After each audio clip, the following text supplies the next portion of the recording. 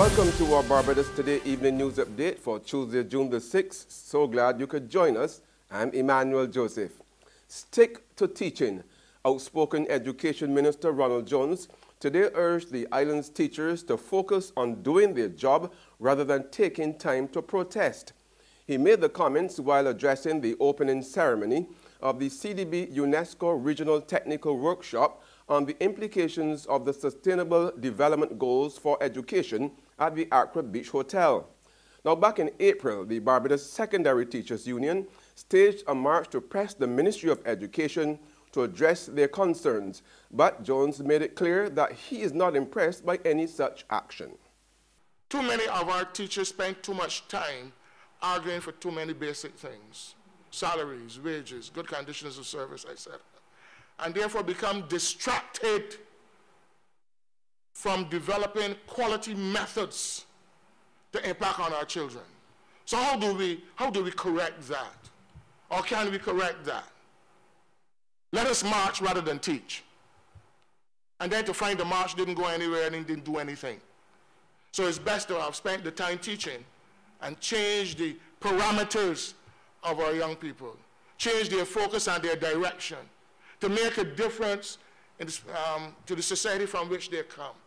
Because at the end of the day, quality education, quality learning changes the dynamics of every society, even if that society is impoverished. Opposition leader Mia Motley today served notice that her team is standing by and ready to repeal the onerous tax measures in this year's budget approved by Parliament last Friday.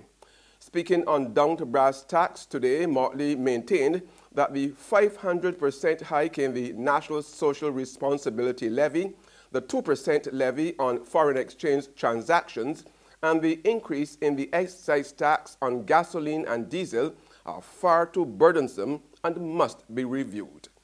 We stand ready to repeal the law at any stage if they publicly want to agree that SRL should be rolled back or at least the rate of increase should be reduced. We stand ready if those members of the cabinet will support it, to also agree that we should send a message to the Minister of Finance that he needs to make the adjustments to the excise tax. We stand ready as well to do what the Prime Minister says he's going to do, which is to review the 2% commission on foreign exchange, which is a de facto devaluation, as we pointed out last week. But if they really want to make those changes, we stand ready to do that. Okay. Prime Minister Stuart says the recent terrorist attacks in the United Kingdom highlight the need for Barbados and other Caribbean states to continue to work with international partners to ensure the safety of their citizens. Stuart was addressing the opening of Exercise Tradewinds 2017 at St. Anne's Fort this morning. His statement comes on the heels of the attack on London Bridge at the weekend, which claimed at least 7 lives and left dozens injured. It followed an attack in Manchester last month after a concert by pop singer Adriana Grande.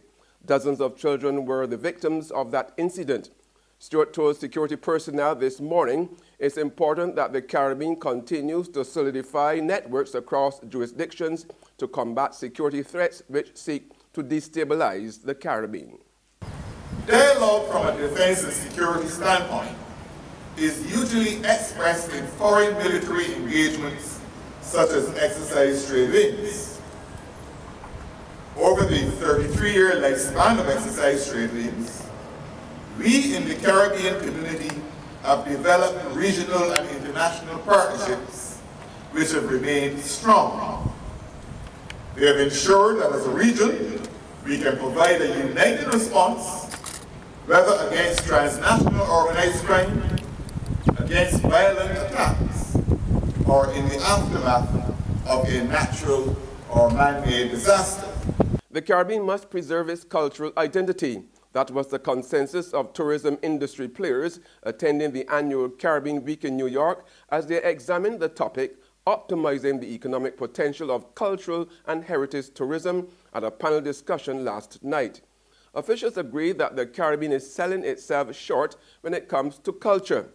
St. Lucia's Tourism Minister Dominique Feedy lamented that regional governments have not been harnessing the power of cultural tourism to further develop this sector. I've been very disappointed in how we have sold ourselves to the world. And I think that sometimes what happens is that we don't believe in ourselves as Caribbean people. I was quite pleased when I went to Trinidad and I had the experience to visit a carnival mass camp. And I thought to myself, why don't we, for example, reproduce the carnival experience every day in the year?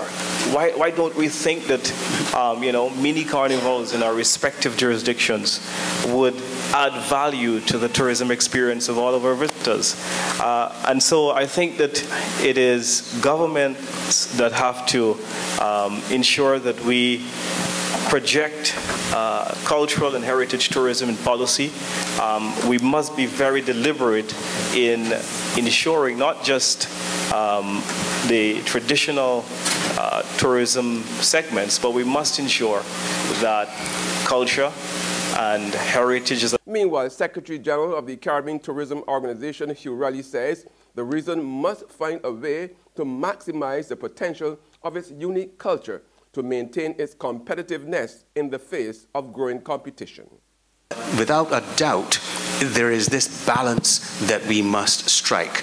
Cultural tourism is about authenticity, it is about who we are, and it is an exponent of that hospitality that we talk about. There's no question that there's an inherent relationship between cultural tourism and hospitality. We invite people into our homes to see more of who we are and where we came from.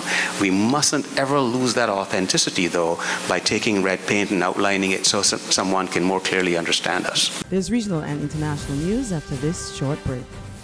Who call and get your yams and potatoes? Wait, my girl, how you want to for long? I got how you keeping, but you don't sell the nation paper no more. But that paper ain't selling. This must know it stop selling that. Look, one time I would have make a little dollar on the Sunday. But when Sunday night, I still trying to get the weather there. Well, you know you can't call that the Sunday no more. You're going to call that Sunset News. At no time that news stale. People complain that them ain't got nothing in it to read and the price keep going up all the time.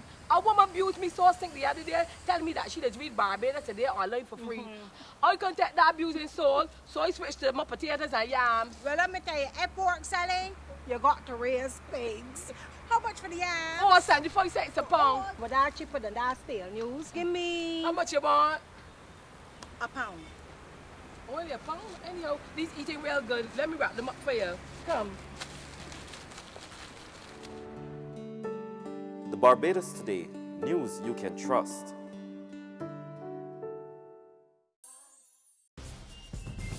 On the regional scene now, the Guyana government is defending its decision to scale down sugar production and close 2 of the country's sugar estates.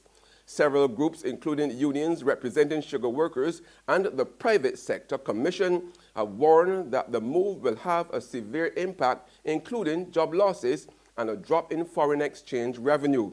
But Minister of State Joseph Harmon maintains the decision is in the country's best interest.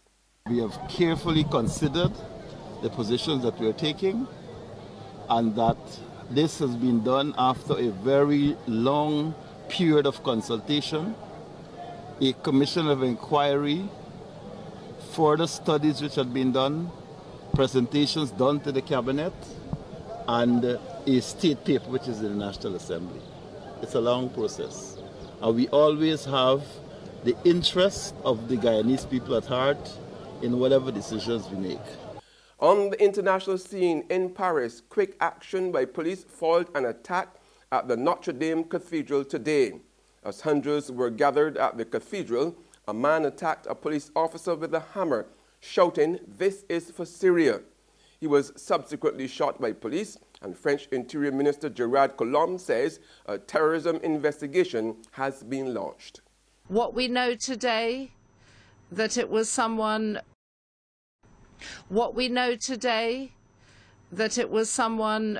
who we believe to be an Algerian student with an identity card, so we have to check the authenticity of this card. That is all that we know at this point.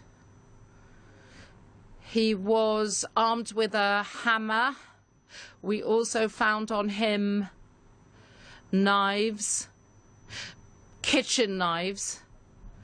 So it's literally with basic tools that he came to attack the forces of order to make it this, undertake this attack. So we've gone from very sophisticated terrorism, so now we're at a point where we have this basic terrorism using whatever tools or instruments they can find.